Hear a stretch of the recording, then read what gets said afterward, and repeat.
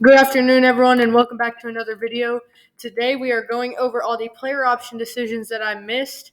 There have been a lot the last few days, but the first one is Danilo Gallinari opting into the Celtics player option. But as far as we know right now, he is not even with the Celtics anymore. And if you want to know more about that, then go watch my last video. It was about the Kristaps Porzingis trade. But I don't think that Porzingis is still on the Wizards. I think that he's getting traded to the Wizards. So go watch my last video about that. Then you have Andre Drummond with the Chicago Bulls. Drummond, what was I about to say about Drummond? Oh, Drummond has not made a decision yet. He's set to make, if he accepts, he will make $3.36 million. Drummond was once a great center with the Detroit Pistons, but he has not been very good the last few years. Then with Derek Jones, it says that he plans to opt in, but then if you refresh, he's declining his player option for this year. And then what it says about he plans to opt in is it comes as something of a surprise as the 26-year-old told Casey Johnson in April that he planned to pick up the option. Um, let's see.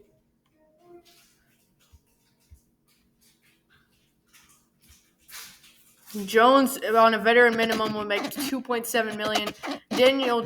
Derek Jones is once one of the most athletic players in the NBA, then has not been the same player the last few years, and he's now going to find himself on the open market. I think a team like the Thunder or the Heat, going back to the Heat, I think those would be great fits for Jones, but he is going to be unrestricted free agent starting July 1st when teams can start offering him a deal. Next up, the Nuggets. Bruce Brown opted out, and so in response to that, the Nuggets traded for picks 28 and 32 for pick 40 and a future pick, which I'm going to make a video about in a few minutes after this one. And then for the Warriors, Draymond Green opted out of his $28 million player option, so he will be an unrestricted free agent. He can go anywhere he wants, and the 33, 34-year-old thinks that by declining this, he believes that he can make more than $27.5 million on the open market, which I personally do not believe. But hey, maybe he gets a big contract from like the Pistons, his hometown team, or something. Next, we have Dante DiVincenzo for $4.725 million. He was really good on the Warriors last year, so I expect him to decline that and accept a bigger contract. Then Oladipo on the Heat for $9.45 million. He tore his meniscus, I think, in the playoffs. That's what it was, or patella. So he is going to be out for this entire next season or most of it. So he's going to, without a doubt, accept that because he might not even get signed on the open market if he were to decline that. The Bucks, Chris Middleton is expected to be one of the hottest names on the market because I think that he'll probably decline this so that he can get some job security because he was not that good this last year. So maybe if he accepts this and then he has another off year, then he might completely tank his value for a 2024 free agency. So if I was Middleton, I would opt out of that and get a long-term deal from either the Bucks or the Bucks sign and trade or something like that. Javon Carter is probably 100% declining that. It's only for $2 million, and he was really, really good this last year. Josh Hart, he declined his player option.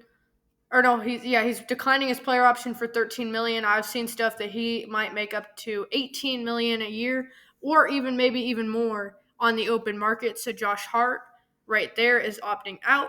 He will be an unrestricted free agent. James Harden is opting out. He is either going to go to the 76ers or the Rockets. Those are the only two teams in play for Harden right now, but he declined the $35 million player option. Daniel House opted in.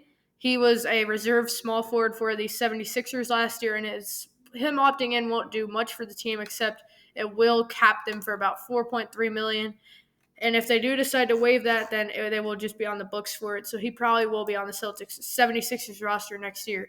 Then you have Montrezl Harrell, who is opting out. He just announced that today. The reserve center, veterans minimum contract for him would be like $2.9 million, I think I saw. So either way, he will be making a positive profit if he gets signed by any team in free agency. But yeah, he opted out. Fred VanVleet opted out as well.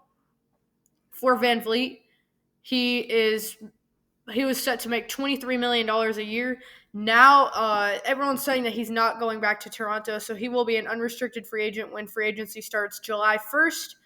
And I think that he will go to the Magic or a team of that nature. Or if the Rockets don't get James Harden, I think that Van Vliet could go there. So he will be a free agent this offseason. He might get up to $30 million a year. Gary Trent just yesterday opted into his player option, which was very surprising because with Gary Trent, he's set to make $19 million a year when he could make up to $20 million a year on the open market. And the other crazy thing about that is he could have got much more job security opting out of the deal and signing a long-term deal. Now, I think that Toronto is going to trade him to a team this offseason. I just don't know which team that would be. Otto Porter was the first player in the entire NBA to make a decision on his player option. He opted in for $6.3 million. With Porter, he injured his foot last year and only ended up playing in like 6 or 8 games or something like that with the Toronto Raptors. So that's an easy money decision. The Jazz, they have 3 guys that have not made a decision yet: Jordan Clarkson, Talen Horton-Tucker, and Rudy Gay. Clarkson is probably going to accept. I think that the most that he could get on the open market is like 10 to 12 million. But he might get traded this offseason. Talen Horton-Tucker is without a doubt going to accept. He's really overpaid right now. But he's getting better by the year, though, so he is at least showing some improvement. And then Rudy Gay is 100% accepting that. The most he could get on the open market is a vet minimum for like $3 million. So $6 million is an easy decision. And then Damian Jones, their reserve center, he signed with the Lakers last offseason and then was traded to the Jazz in the Russell Westbrook 3-team trade with D'Angelo Russell and Mike Conley and everyone. And Damian Jones opted in for $2.5 million. He will probably not be in the rotation for the Jazz next year, but he can be a good reserve big man in case of injury. He's still pretty young, like 26, 27. And then for the Wizards, Porzingis is expected to opt in because there is a trade. Like I said earlier, go watch my last video for more details about that. And then Kyle Kuzma is opting out of his $13 million a year player option, with him expected to get at least $20 million a year on the open market. So thank you guys for watching. Be sure to leave a like and subscribe, and I'll see you guys next time. Peace.